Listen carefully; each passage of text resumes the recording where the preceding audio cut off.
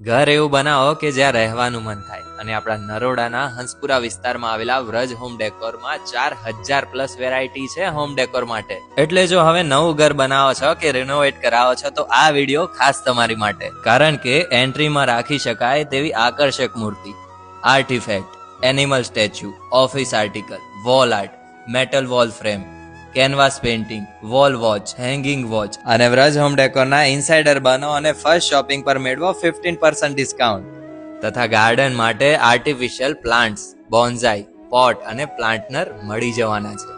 અને સેન્ટર ટેબલમાં પણ ઘણી બધી વેરાયટી છે આમની જોડે.